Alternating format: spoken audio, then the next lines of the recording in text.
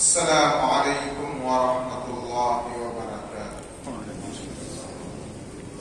بسم اللہ الرحمن الرحیم وبہ نستعین والصلاة والسلام على سیدنا محمد وعلى آلہ واصحابہ اجمعین، اما بعد۔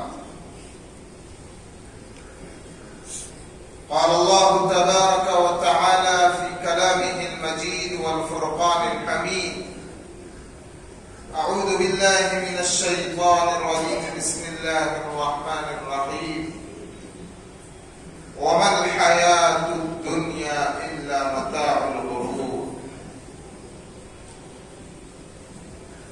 وقال تعالى: فمن يعمل مثقال ذرة خيرا يره ومن يعمل مثقال ذرة شرا يره۔ صدق اللہ العظیم۔ بزرگان محترم اور برادران اسلام، جو دور چل رہا ہے اور جس دور سے ہم گزر رہے ہیں، یہ قرب قیامت کا دور ہے۔ قیامت بہت زیادہ دور نہیں رہ گئی۔ پیارے آقا حضرت محمد الرسول اللہ صلی اللہ علیہ وسلم نے آثار قیامت اور علامات قیامت کا ذکر فرمایا کہ مسجدیں نمازیوں سے بھری رہے گی،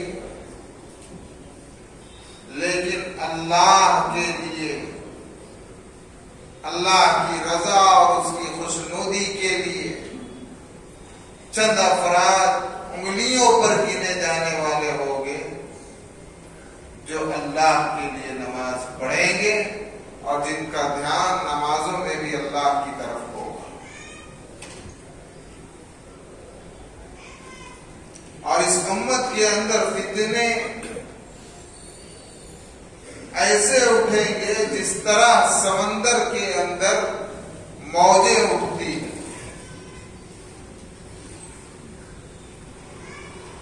تو اگر تم سے ہو سکے، تم اپنے ایمان کی حفاظت کرنا چاہتے ہو،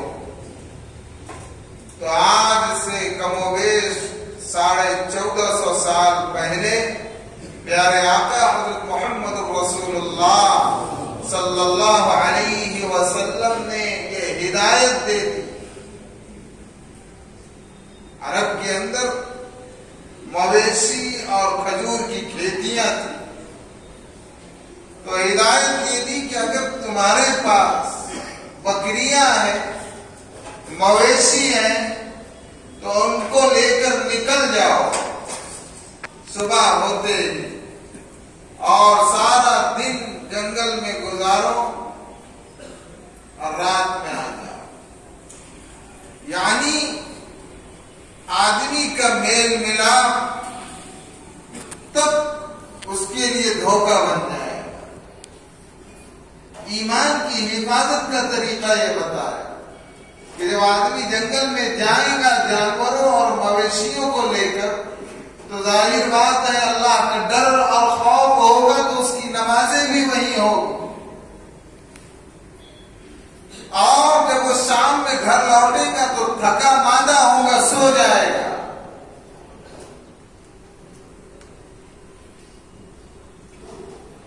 آج جو حالات چل رہے ہیں کہ ماشاء اللہ داڑھی رکھ لی،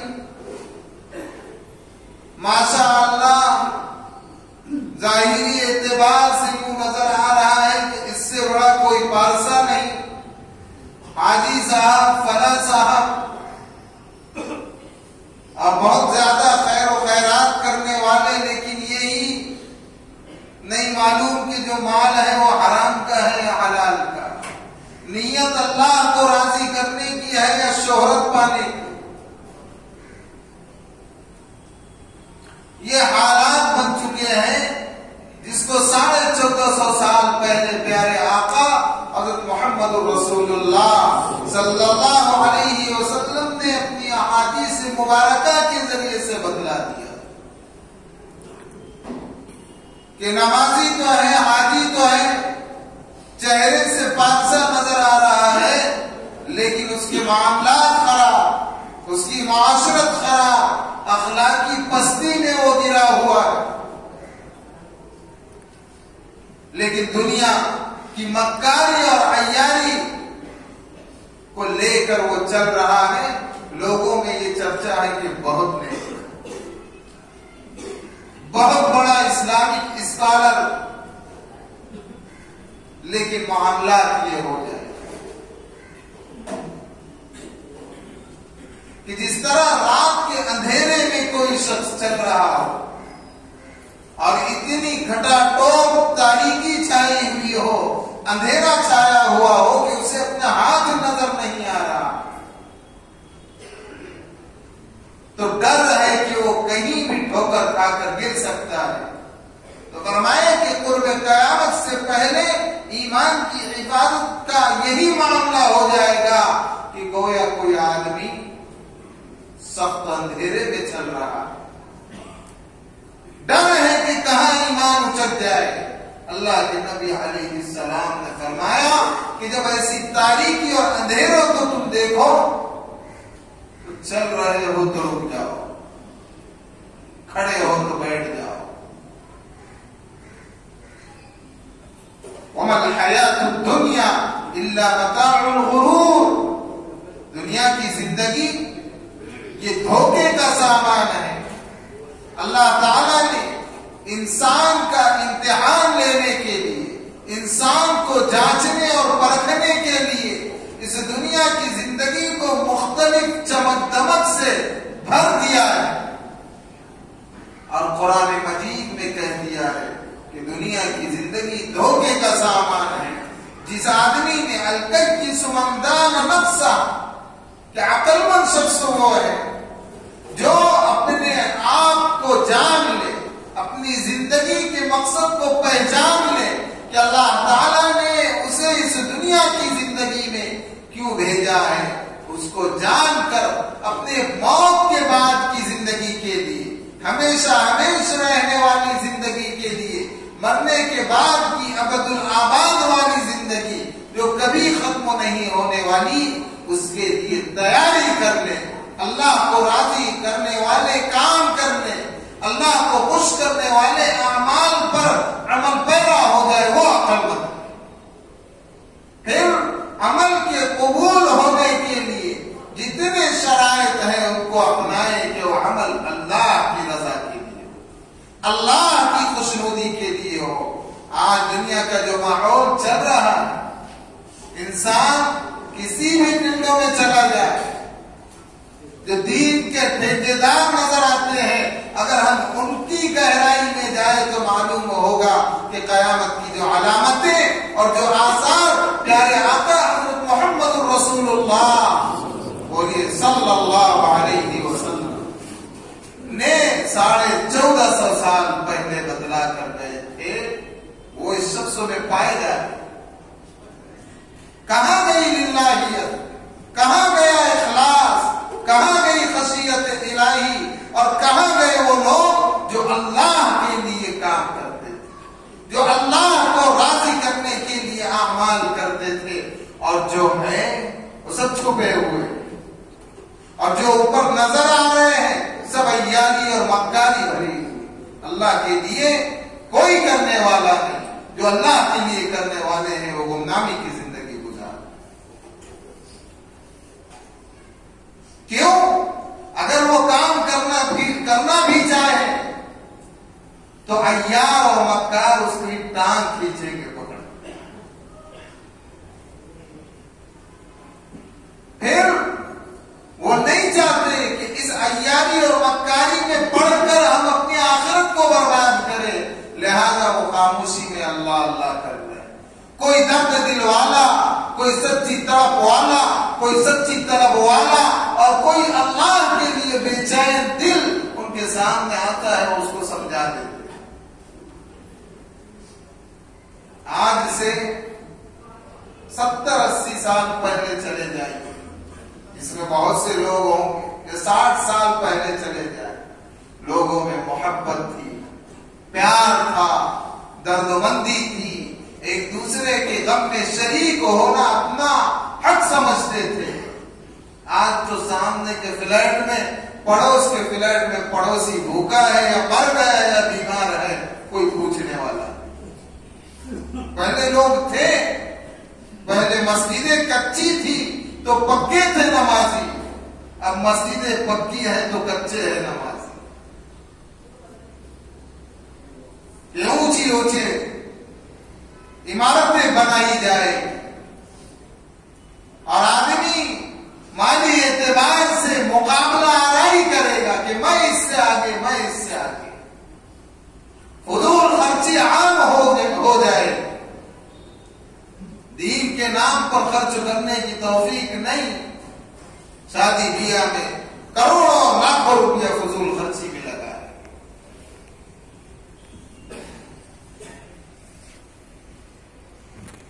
عمل کے اعتبار سے کورے، لیکن اگر کوئی دینی مسئلے پر بحث چھڑ جائے تو ایسا لگے گا سب سے بڑے علامہ یہی ہے۔ یہ حالات ہو چکے۔ صحابہ کرام مسجدوں کو بھر دیتے تھے، اخلاص تھا، للہیت تھی، اللہ کے لیے کام کرنے والے لوگ تھے کہ اللہ کے نبی علیہ السلام نے حکم دیا کہ کل سارے لوگ اللہ کے نام پر جہاد کے لیے اپنی اپنی جانب سے جو ہو سکتا ہے مال پیش کرے۔ ایک صحابی جو ایک ہاتھ اور ایک پیر سے معذور تھے، وہ گئے کھیت والے کے پاس اور کہا کہ بھائی کیا دوں گے؟ میں اگر پانی سے تیری کھیتی کو سیراب کر دوں، کہا کہ ایک ڈول کے بدلے ایک کھجور دوں گا، ایک ڈول کے بدلے ایک کھجور دوں گا۔ وہ اللہ کا بندہ رات بھر ڈول کو کھینچتا رہا، ایک ہاتھ تھا تو رسی سے کھینچتے، منہ سے دانتوں سے پکڑتے، یہاں تک کہ دانتوں سے خون نکلنے لگ گیا۔ صبح میں مٹھی بھر کھجوریں جمع کی، اللہ کے نبی علیہ السلام کی خدمت میں لے کر آ رہے ہیں۔ اللہ کی جانب سے اشارہ ہو گیا، پیارے آقا صلی اللہ علیہ وسلم کو بتلا دیا گیا کہ مٹھی بھر کھجوریں ہیں، لیکن جس اخلاص کے ساتھ یہ بندہ لایا ہے، جیسے ہی وہ آئے اللہ کے نبی علیہ السلام نے اٹھا، انہیں سینے سے لگایا اور صحابہ سے کہا کہ دیکھو جتنے مدینہ کے صحابہ نے مال جمع کیا ہے، یہ ڈھیر لگا ہے، ان کھجوروں کو اس پر بکھیر کر ڈالو کہ اللہ اس بندے کے اخلاص کی برکت سے ساروں کے مال کو قبول کر لے۔ یہ اخلاص تھا۔ مسجد کے نام پر دے دیا 2 لاکھ روپیہ، یہی تمیز نہیں کہ حلال کا دیا کہ حرام کا دیا۔ لون لیا ہوا ہے، معلوم ہے کہ لون لینا حرام، بے جھجک لے گئے، اور پھر درد دل بھی لوگ اللہ کے سامنے رکھتے تھے۔ حضرت حذیر رضی اللہ عنہ، اللہ کے نبی علیہ السلام بیٹھے ہوئے، جہاد کا موقع ہے، دور کا سفر ہے، آپ صلی اللہ علیہ وسلم نے اپنے ہاتھ سے سبوں کو ایک ایک مٹھی جو اور کچھ اناج دیا کہ راستے میں ذات راہ ہو جائے۔ حضرت حذیر بیٹھے ہوئے تھے، لیکن ہوتا ہے انسان سے کہ سامنے ہاتھ میں چابی ہے تو وہ سمجھتا ہے کہ کہاں رکھ دیا، ڈھونڈتا ہے۔ تو اللہ کے نبی علیہ السلام حضرت حذیر کو دینا بھول گئے، اور وہ بھی اللہ کے نبی علیہ السلام کو نہیں کہہ سکے۔ بہت سے لوگ ہوتے ہیں کہ تکلیف میں تو ہے، لیکن ان کی عزت نفس گوارا نہیں کرتی، وہ اپنا رونا اللہ کے سامنے روتے ہیں۔ اب ایسے رونے والے کم ہو گئے جو اللہ کے لیے کام کرتے تھے، اللہ کے لیے اعمال کرتے تھے۔ اب تو آدمی کوئی تھوڑا بھی دین کا کام کر رہا ہے، اسے واہ واہی چاہیے۔ انہوں نے مانگا نہیں، اللہ کے نبی علیہ السلام بھی دینا بھول گئے، نظر نہیں پڑی. صحابہ کو رخصت کیا، جیسے ہی رخصت ہوئے تو اپنا رونا اللہ کے سامنے رو رہے. سبحان الملک القدوس، پاک ہے وہ ذات. اور تعریفیں کرتے کرتے کہہ رہے ہیں اللہ تیرے نبی نے دیا نہیں، میں نے مانگا نہیں. اے اللہ تیرا نبی تو بھول گیا، لیکن اے اللہ تو حذیر کی بھوک اور فاقہ کشی کو جانتا ہے. کہتے کہتے جا رہے مدینہ کے باہر ہو گئے لشکر کے ساتھ. ادھر جبریل امین اتر گئے اور کہا کہ اللہ کے نبی علیہ السلام حذیر کی دعاؤں نے ساتوں آسمان کو چیر کر اللہ کے عرش کو ہلا دیا ہے. اللہ کا حکم ہے کہ انہیں انال دو. اللہم لا تنسانی کما نسى محمد صلی اللہ علیہ وسلم. اے اللہ آپ مجھے نہ بھولیے جیسے اللہ کے نبی علیہ السلام بھول گئے. آپ تو حذیر کے فقر و فاقے کو جانتے ہیں. اللہ کے نبی علیہ السلام نے ایک صحابی کو بھیجا اور کہا کہ جانا اور پہلے کان لگا کر سن لینا کہ حذیر کیا دعا کر رہا ہے، اس کے بعد میں یہ دے دینا. وہ گئے اور واپس آئے. اللہ کے نبی علیہ السلام بالکل چوکنا ہو کر سننے کے لیے بیٹھ گئے. جب انہوں نے الفاظ کہے اللہ کے نبی علیہ السلام نے کہا کہ بے شک تم نے جو الفاظ کہے ہیں یہ ہو بہو حضرت حذیر ہی کے ہیں، اس لیے ان الفاظ سے وہ نور میں نے نکلتا ہوا دیکھا جس نے ساتوں آسمان و زمین کے خلا کو نور سے بھر دیا. تو رونا بھی اللہ کے ساتھ. میرے بھائیوں حالات بہت خراب کر دیے، سب محتاج ہے، چاہے وہ پڑھا لکھا ہو، دین کا جاننے والا ہو یا دین کو نہیں جاننے والا ہو، چاہے وہ اسکالر ہو یا نہیں ہو. مخلصین اللہ کے لیے کام کرنے والے تھوڑے بچ گئے، سب مکاری عیاریاں ہیں. کوئی کسی کو حوصلہ دینے والا نہیں، حوصلہ شکنی کرنے والے لاکھوں مل جائے. یہ ماحول چل رہا ہے. معاملات میں مسلمان زیرو، معاشرت میں زیرو، اخلاقیات میں زیرو. ارے کسی غریب کو کوئی ضرورت پیش آ جائے کوئی اس کو دینے والا نہیں، اور وہ اللہ کا بندہ بھی اللہ کے لیے خاموش ہے.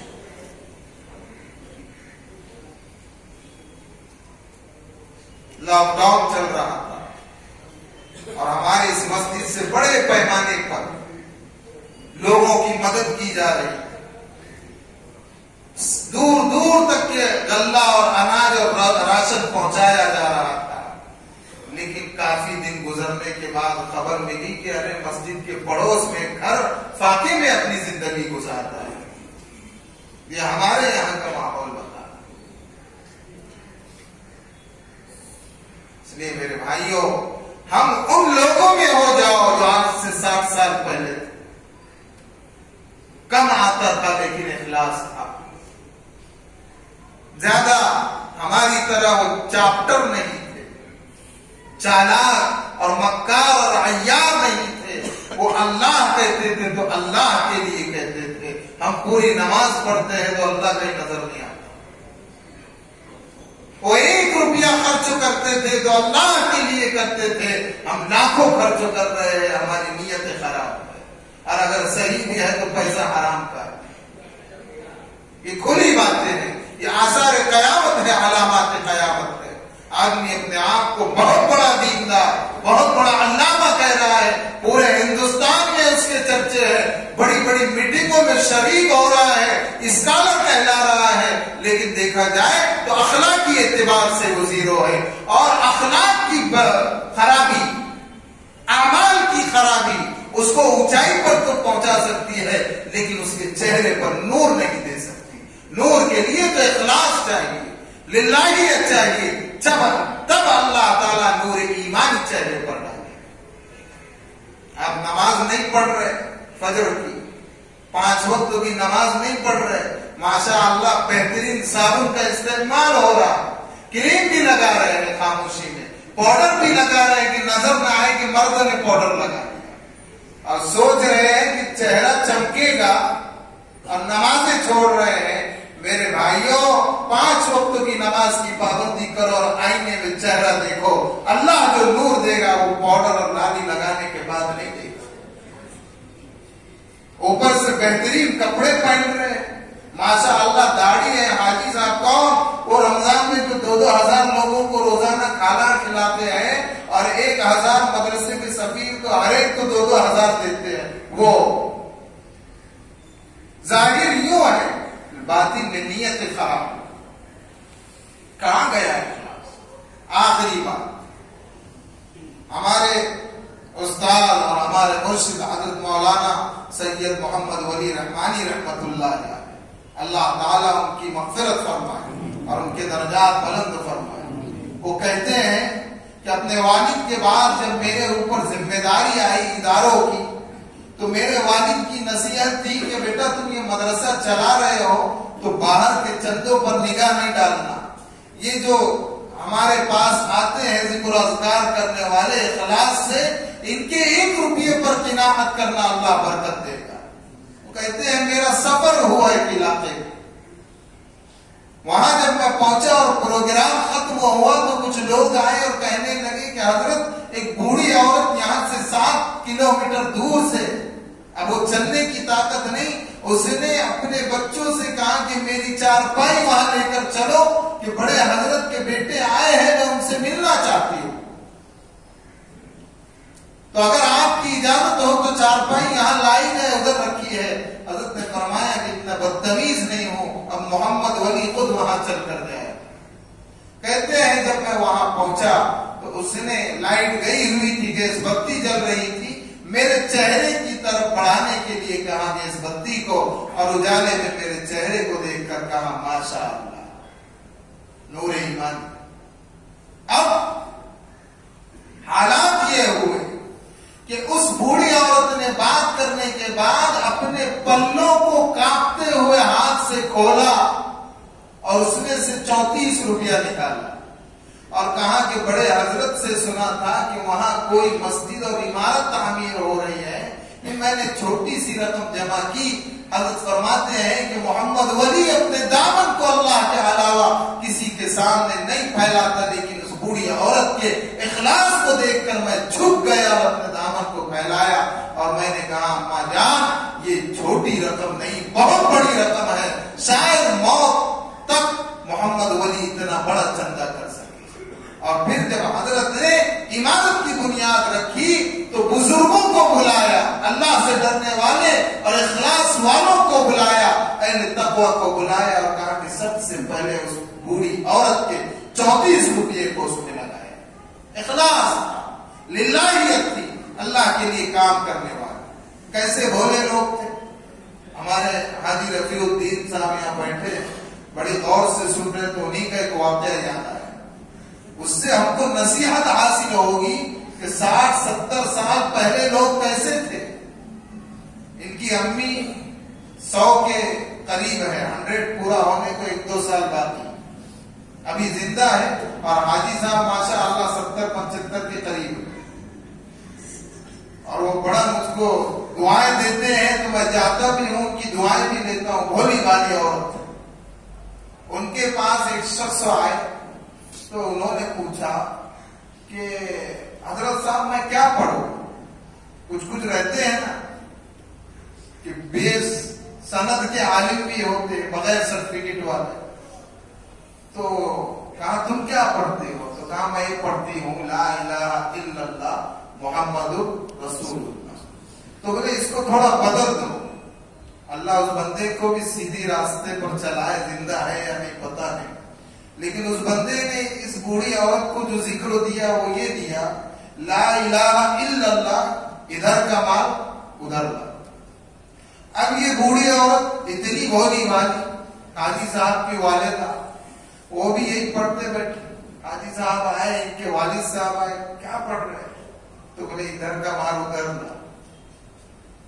یعنی میں یہ بتلانا چاہ رہا ہوں کہ لوگ ایسے بھولے تھے پہلے، آپ لوگ جو 60-70 کراس ہیں وہ اپنے پہلے دور کو آج کے دور سے جوڑے، لیکن ان کے اندر درد دل تھا، عیاری مکاری نہیں تھی.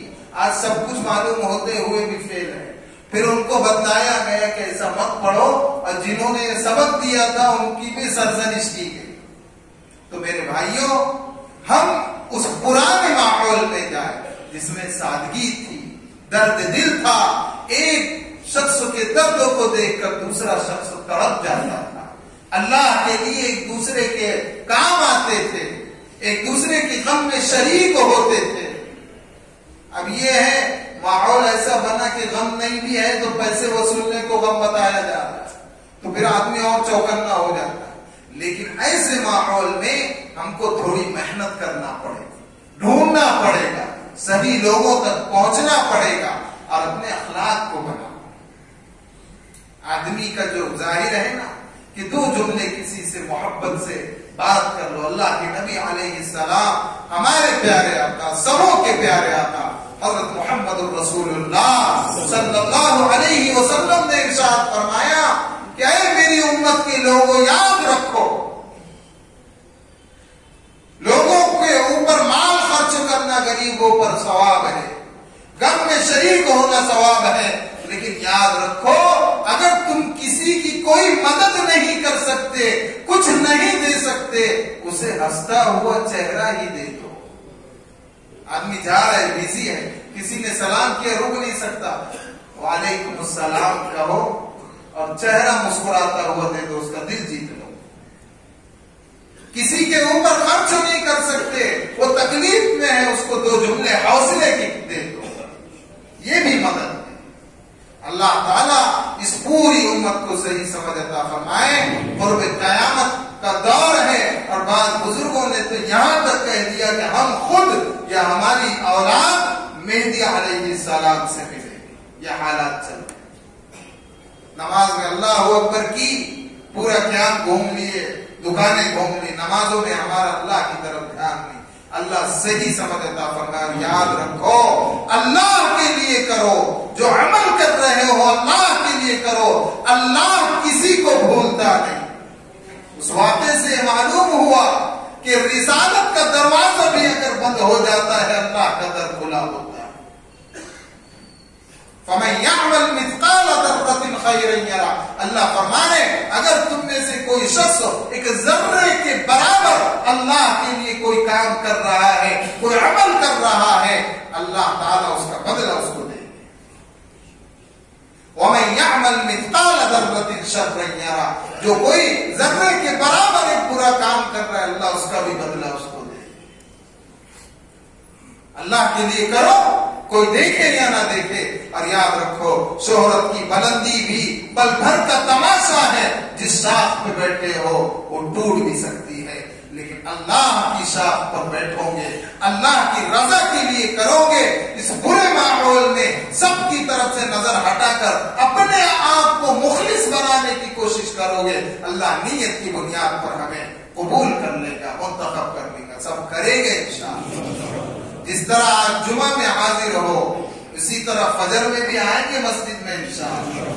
مسجدوں کو بھرو گے انشاءاللہ اور اللہ اکبر کہہ کر اللہ کی طرف دھیان لگائیں گے، نہ یہ کہ اپنی دکان اور گھر اور مکان میں پہنچ جائے گی. اللہ تعالی ہم سبوں کو صحیح راہ پر چلائے اور اللہ تعالی ہمارے اندر میں وہ سادگی پیدا فرمائے جو آج سے چند سالوں پہلے تھی. اللہ تعالی ہمارے اندر وہ اخلاص پیدا فرمائے جو صحابہ کرام میں تھا. اللہ تعالی ہمیں دنیا اور آخرت میں سرخرو فرمائے. وآخر دعوانا ان الحمد للہ رب